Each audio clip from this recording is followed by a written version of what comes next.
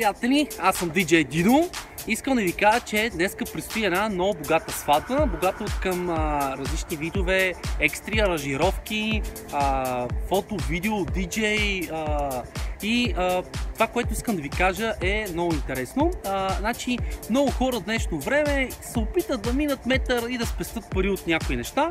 Аз лично искам да ви кажа, че реално погледнато, ако искате да направите една приказна сватба, като тази, която виждате в момента с мене, мястото е много хубаво, много добре избрано. Това е градината на хотел Експо.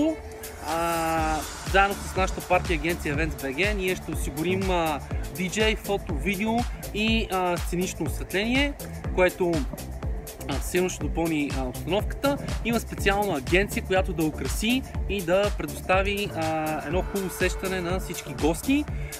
Другото, което днес ще има и гълъби. Това, което е изключително забавно и готино. Ще има и гълъби, живи бели гълъбчета.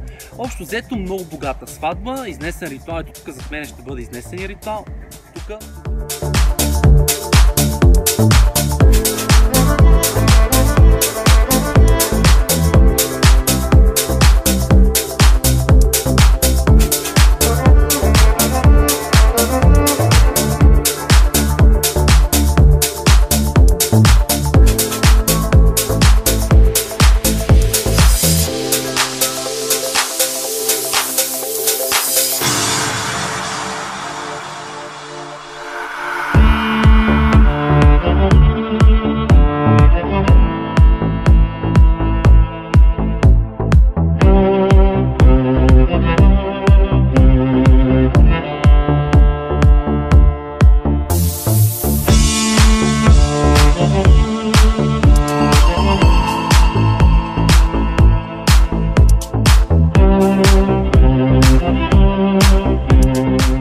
Здравейте, приятели! Аз съм Давид Златинов, DJ Дидо, и това е едно видео, което ще направим заедно с вас.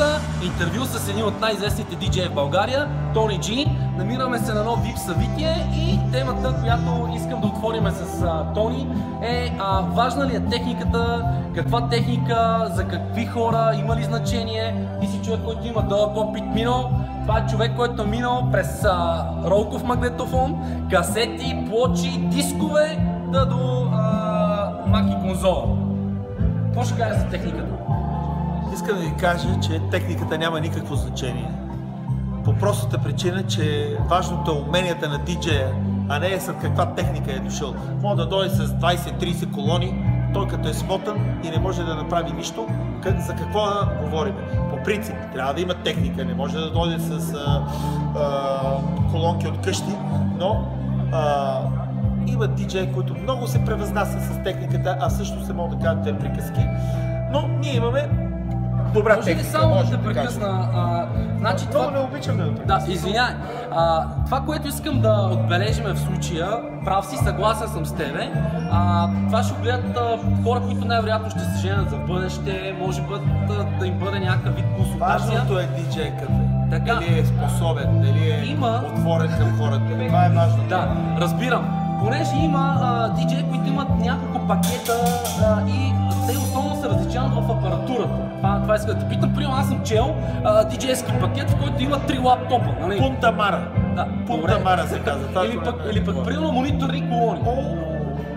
Какво ще кажа за това? Трябва да ви кажа, че това са пълни глупости. Истината е да има един приличен контролер. Ето като ти с какво работиш в момента? Този Pioneer е доста добър контролер.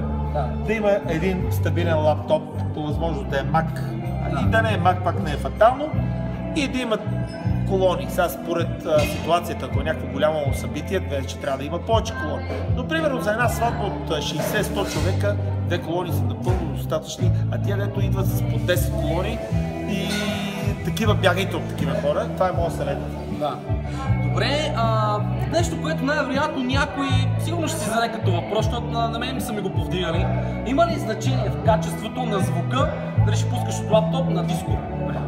Никакво значение няма, лаптопите вече са направени перфектно, MP3-ките са компресирани добре, даже повечето колеги работят на WAV формати, така че абсолютно няма никакво значение, даже да се работи с лаптоп навсякъде вече по света. Това е безмислено, с тия дискове, мискове, само се чупат стойки, честно ви казвам. Последен въпрос.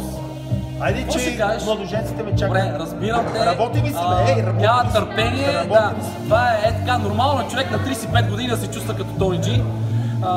Това, което искам да ти задам като въпрос, има диджеи, които на различни видове такива събития, сватби, ще бъде корпоративни партията, нали, препоръчват в пакет да има водещи, отделен човек и така нататък. Според тебе това необходимо звено за плащане или?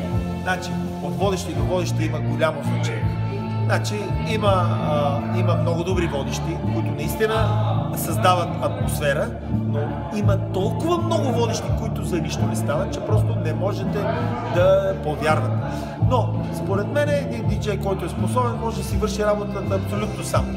Но, ако все пак някой желая да има водещ, много е важно диджей да му препоръча водещия, защото съм се накледал на водещи, честно ви кажа. До тук ми е дошло. Но има и готини водещи, да не ги обидят всичките, защото аз имам любимки водещи. Добре, много ти благодаря. Ние ще дадем някакво кадър от сватбата. Това е видео зад кадър с един от най-големите диджеи в България, Тони Джи.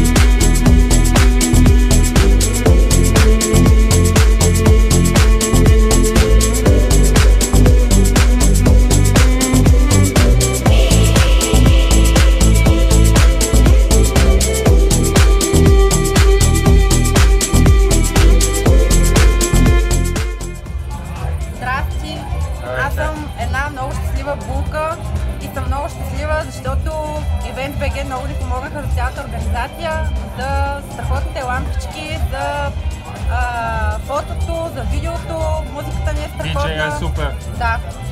И всичко е на 6, всички много се забавляват и мерси на Дино.